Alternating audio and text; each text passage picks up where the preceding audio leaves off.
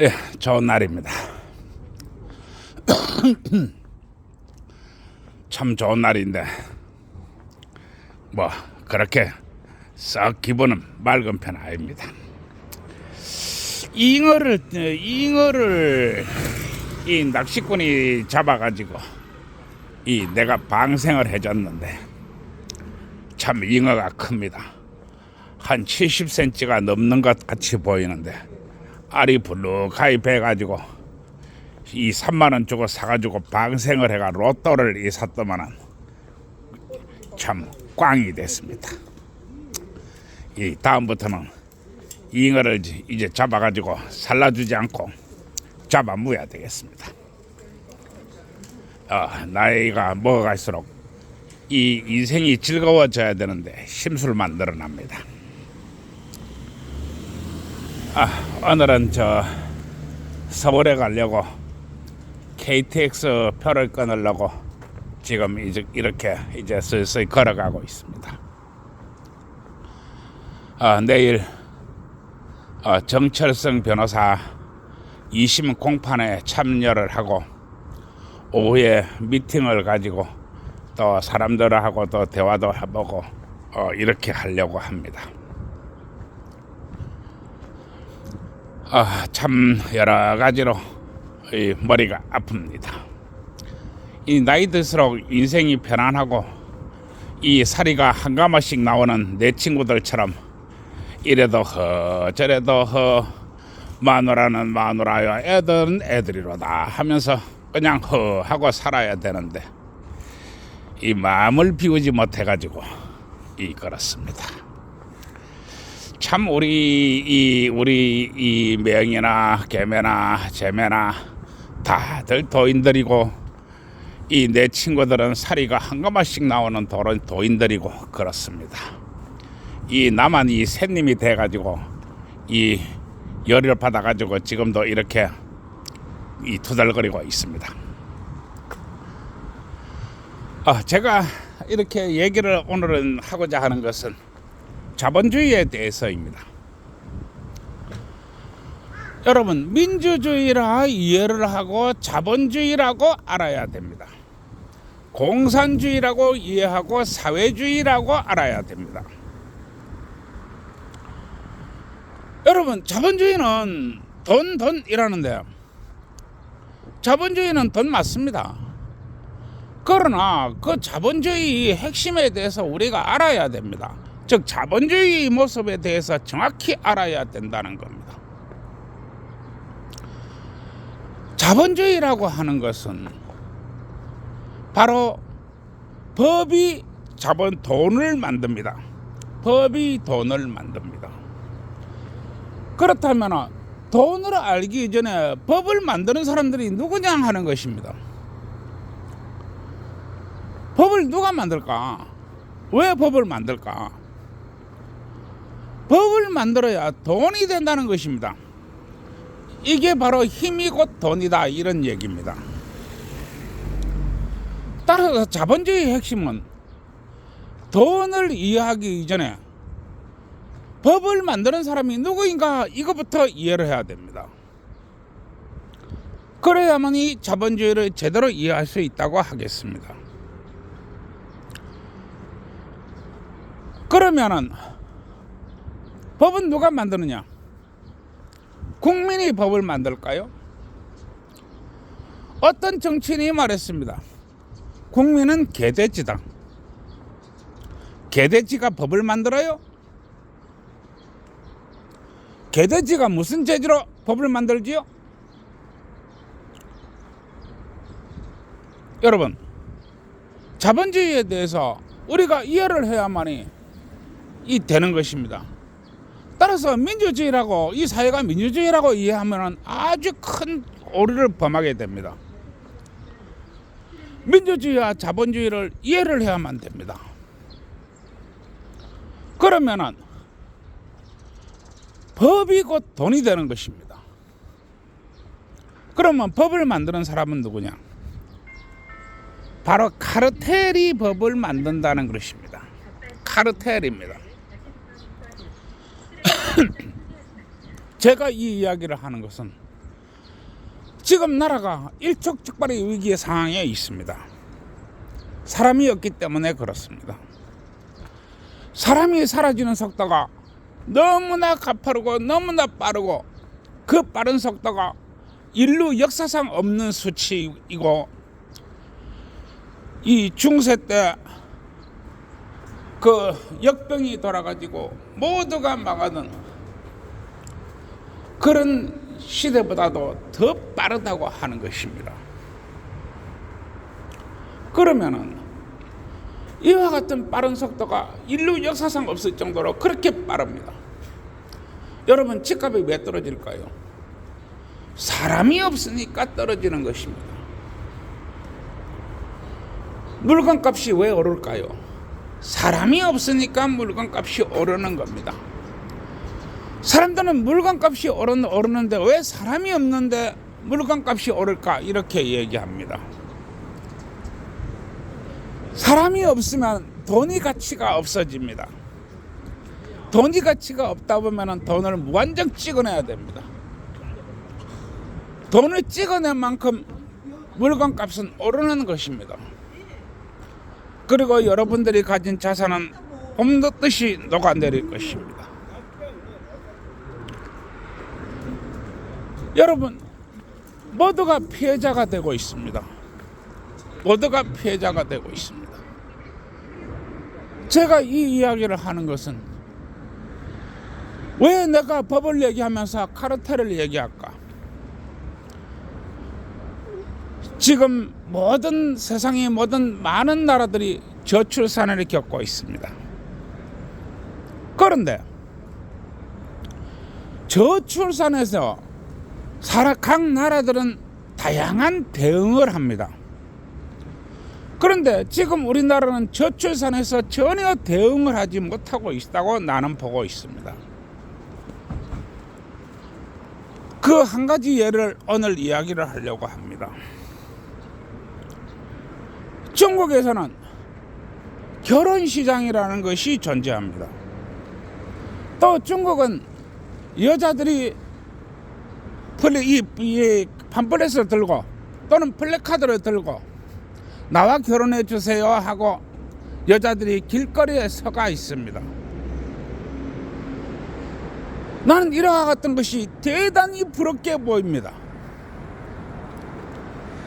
홍기를 못 찾는 여자는 공개 구원을 해야지요. 그러나 우리나라는 젊은 여자들이 홍기를 놓치면 플래카드를 들고 나와 결혼해 주세요 하고 써붙이고 거리에서 그 플래카드를 들고 서가 있을까요? 우리나라 그런 문화인가요? 또한 일본에서는 젊은 여자들이 시집을 못 가면 집안 사람들이 모임을 가집니다. 또한 동네에서 모임을 가집니다. 누구누구가 아직도 시집 못 가고 누구누구가 장가를 못 갔는데 어떻게 해서 중시를 붙이고 어쨌든 해봐야 될까 아이가, 이렇게 마을 사람들이 얘기를 하고 친구들끼리 또 부모 이 친구들끼리 모이면은 내 딸이 이렇게 아직도 못 가고 있어. 우리 아들이 이렇게 못 가고 있어. 이렇게 얘기를 합니다. 그런데 우리나라는 이러한 문화가 있습니까? 없다고 봅니다. 그러면은 여자들이 홍기를 놓친 여자들은 어디 가서 하소연을 해야 됩니까? 장가를 못 가고 있는 자들은 어디 가서 하소연을 해야 됩니까?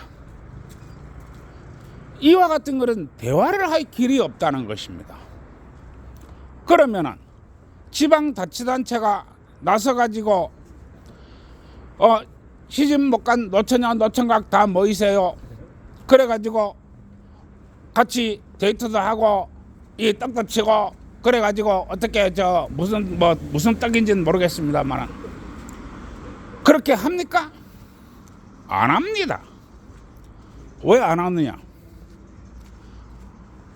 바로 자리 도둑놈들이 너무나 많기 때문입니다.